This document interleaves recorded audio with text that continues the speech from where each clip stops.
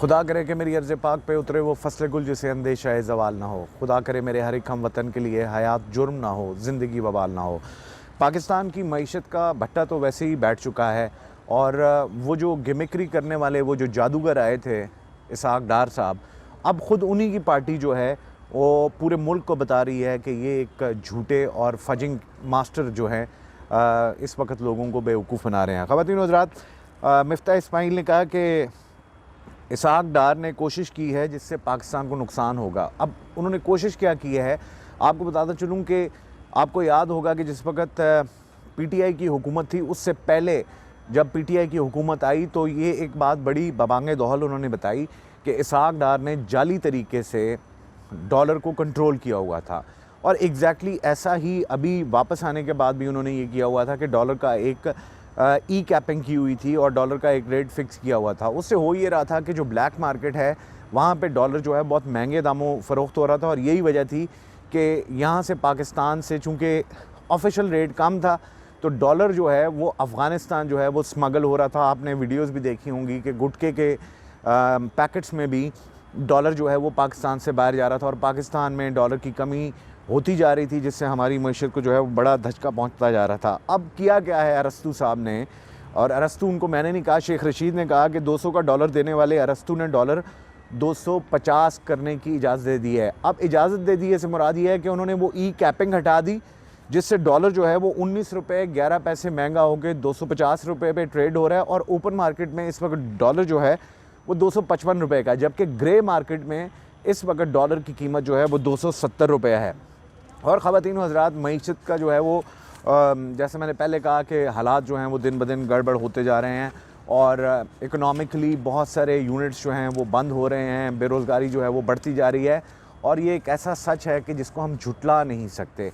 और मार्केट में बिल्कुल आप जाएँ तो आपको अंदाज़ा होगा कि कितने लोग जो हैं वो इस वक्त परेशान हैं। ख़वातीन व हज़रात, दूसरी जानिब जो है वो जुल्म व सितम और बर्बरियत और फिस्तायत और फ़ाशिज़म की कहानियाँ जो है वो ख़त्म होने का नाम नहीं ले रही हैं। फवाद चौधरी को रात को पेश किया गया अदालत में तकरीबन 11 से 12 के दरमियान और फ़ैसला जो है वो डिले होता रहा। अब आप भी जानते हैं कि जिस वक्त जज अगर फ़ैसला रोके तो इसका क्या मतलब है कि फ़ैसले असल में जज कर रहे हैं या कोई और फ़ैसला सुना रहा है। 11 बजकर तकरीबन 35 मिनट पर 2 रोज़ा जिस्मानी रिमांड दिया, यानी कि दूसरे लफ्ज़ों में जज साहब ने 24 घंटे और 25 मिनट का जो है वो रिमांड दे दिया। और वहाँ पे अदालत में जो इलेक्शन कमीशन के जो नुमाइंदे वहाँ पे वकील मौजूद थे, उन्होंने कहा जी कि इन्होंने इलेक्शन कमीशन को मुंशी कहा।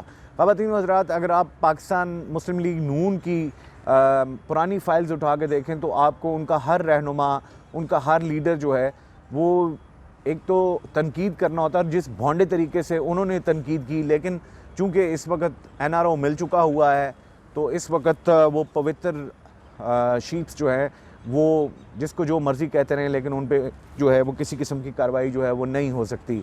आप ये देखें कि पाकिस्तान में सहाफ़त का क्या हाल है कि शाहिद असलम को उठाया गया सिर्फ़ इस वजह से कि उन्होंने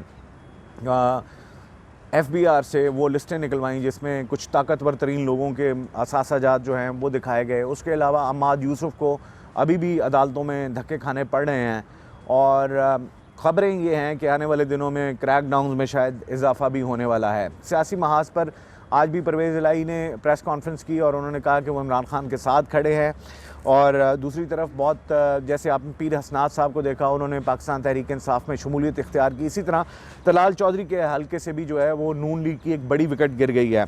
और फैसलाबाद से ताल्लुक़ रखने वाले साबिक MPA वो तहरीक इंसाफ में शामिल हुए, राय खरल, और उन्होंने NA 96 से तहरीक इंसाफ से टिकट भी हासिल कर लिया है। तो सियासी महाज पे भी जो हैं वो चीज़ें जो हैं वो जारी वो सारी हैं। और ख़बर एक गर्दिश करवाई गई है कि 9 अप्रैल से 17 अप्रैल तक शायद इलेक्शन हो, लेकिन हमारी ख़बर ये है कि अप्रैल में इलेक्शन जो हैं वो नहीं होंगे, क्योंकि ये PDM की हुकूमत जिस तरह के हथकंडे इस्तेमाल कर रहे हैं, जिस तरह की ये इस वक्त इन्होंने गेम ऑन की हुई है, उससे लग ये रहा है कि ये जो निगरान सेटअप है इसको तवील करने का पूरा प्लान इस वक्त किया जा रहा है।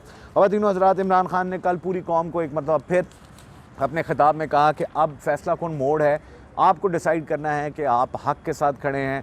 अगर आपने आज़ादी हासिल करनी है तो आपको उसके लिए कुर्बानी देनी होगी।